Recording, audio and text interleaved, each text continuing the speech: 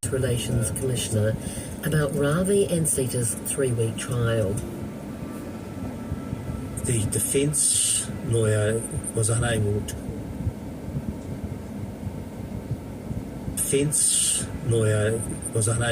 Call or didn't call any medical evidence of her own. It's very difficult to get even a medical opinion against another medical opinion, especially if those are the specialists at Starship.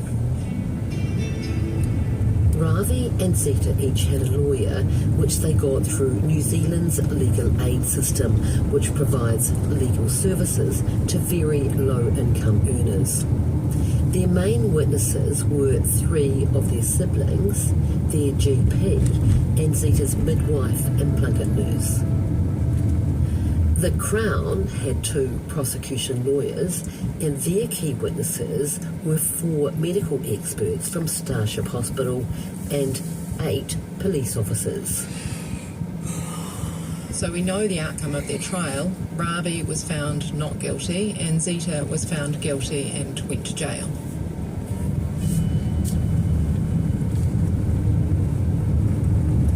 What we have done in this investigation is find and engage the medical specialists that the couple weren't able to.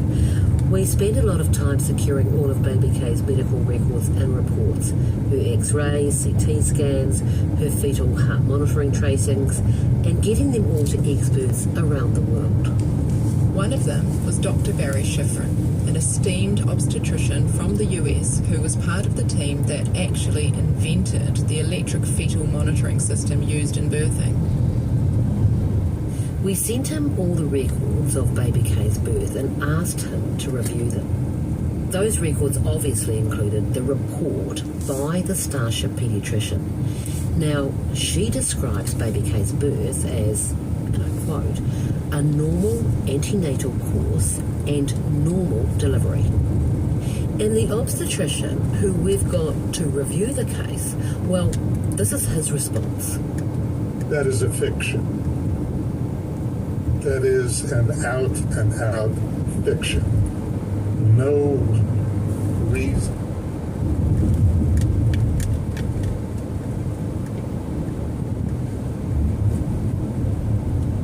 No reasonable individual could look at the obstetrical events in this case, including the fetal monitor tracing and the sequence.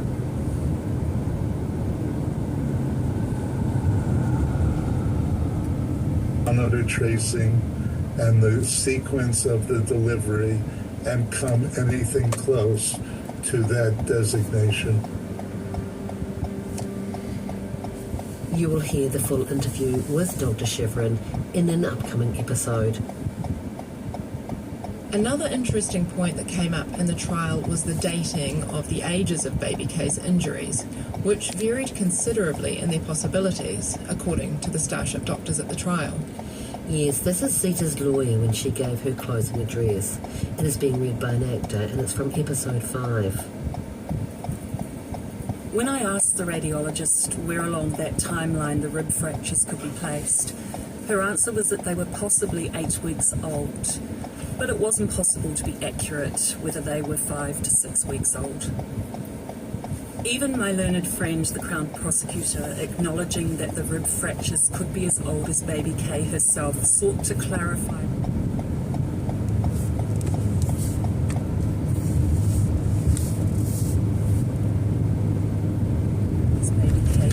Sought to clarify whether the rib fractures were as a result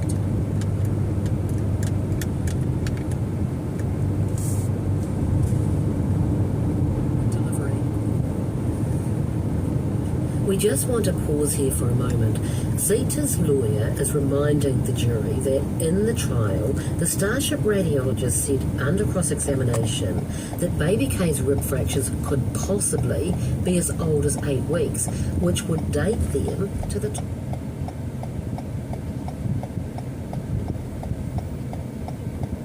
8 weeks, which would date them to the time of her birth.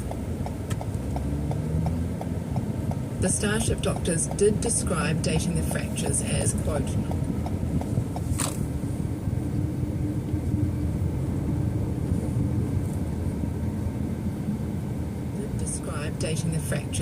quote, not an exact science. And then there was the curious case of baby Kay's metatarsals, the bones on her left foot, which had an IV line inserted into it when she first arrived at hospital. You might remember this from episode 5. So bearing in mind the fractures to the toes, the metatarsals on baby Kay's left foot, those injuries...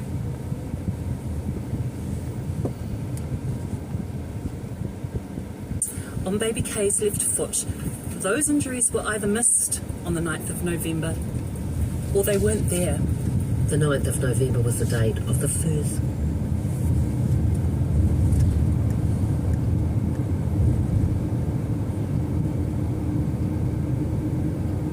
The 9th of November was the date of the first skeletal survey. If they were not there in the first place, then that, of course, you may think is very strong evidence that baby Kay did suffer a condition which caused her bones to be more fragile than usual. What the lawyer is proposing here is that more fractures occurred while baby Kay was in Starship Hospital under 24-hour watch.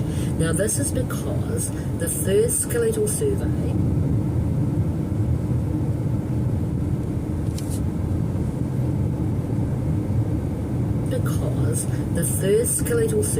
bear with me here, but the first skeletal survey did not pick up tiny fractures to some of the bones on baby Kay's left foot, which are called the metatarsals. Zita, however, was convicted largely on the medical evidence from the Starship doctor.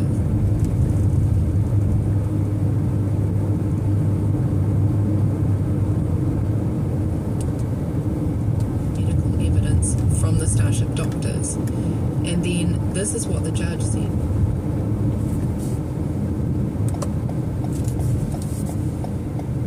The sentencing of Zita about what happened to baby Kay. It's from episode 6 and is being read by an actor.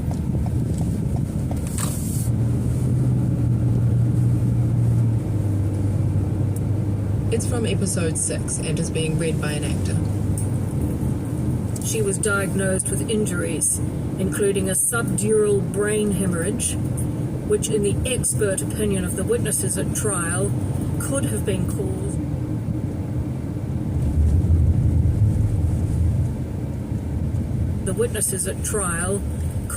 caused by the rotational or shearing force, the sort of force that can be applied if a baby is shaken. Although I make no finding today as to what exactly you did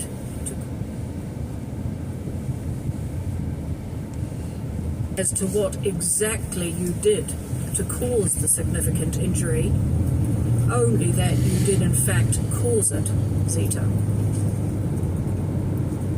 And these head injuries being talked about are often described as the triad: a subdural hemorrhage, retinal hemorrhage, and a brain injury, and are considered by many health professionals to be exclusively diagnostic of abusive head trauma, or, as it used to be called and is commonly referred to, shaken baby syndrome.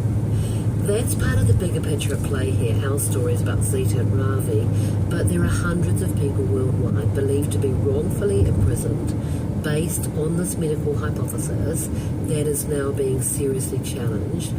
Since 1992, at least 34 people in the US have been exonerated in cases relating to shaken baby syndrome, abusive head trauma. And there's a really high-profile case going on, which we talked about in our bonus episode, Death Row. It's about US man Robert Robertson, who is facing execution for shaken baby syndrome charges. Time is running out for Robert Robertson. The 57-year-old could become the first...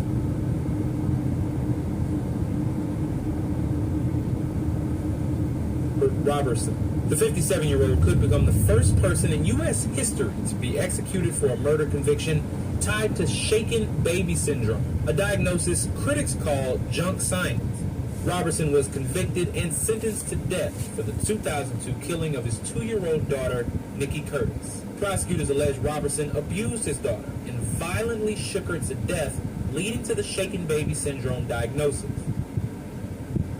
The whole issue of the shaken baby syndrome diagnosis is really bubbling over internationally, UK, France, America. But here in New Zealand, there has yet to be a really serious challenge to the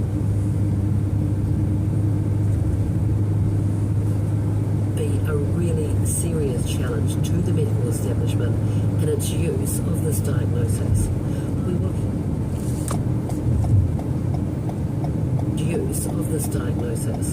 We will hear opinions about why this is in upcoming episodes. And just to finish off, we also received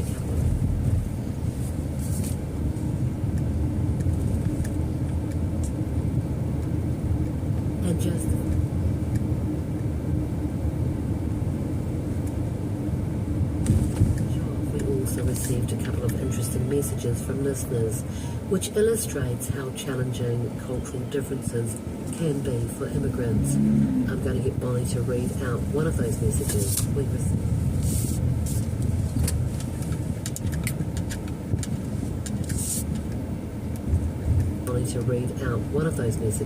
received.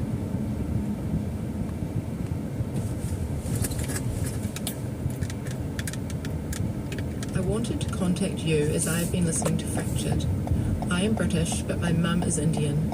I wanted to contact you in regard to the part of the trial where they highlighted the mother's threat to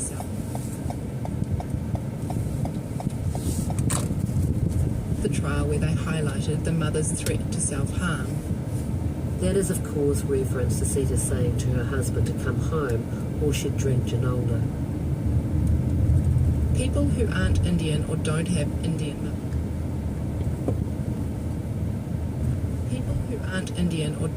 Indian mothers won't know how common this kind of threat is. But they don't mean they will actually do it. Anything I did out of line, no matter how small, would somehow result in my mother's death, according to her. It's just them being overdramatic. It's a cultural thing. For example, if we were playing and my mum was cleaning and nobody was helping, she would loudly mutter, "You'll see how much I do when I walk out into the traffic and get knocked over." Indian mums do this to play the guilt card, the long-suffering mother who nobody appreciates. So when I heard this on the podcast, Zita threatens to drink something which will harm her, it didn't shock me. Indian mums say stuff like this all the time for attention. Coming up in the next episode. Hi Bonnie, the couriers has come with the DICOM imaging files. So, I know, it's taken a while. It's been a bit of a mission actually, but I'm just in editing one with Dave, so we're just figuring out how to upload everything. Okay, so Professor Hales has actually sent me an upload link. Mm-hmm. So I'm just forwarding that to you now.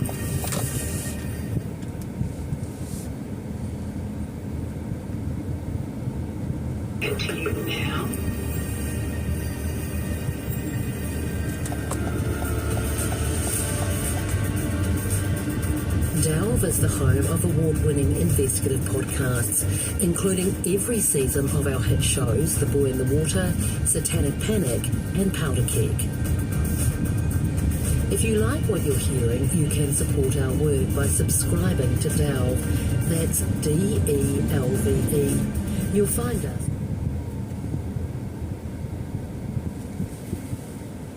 DELVE.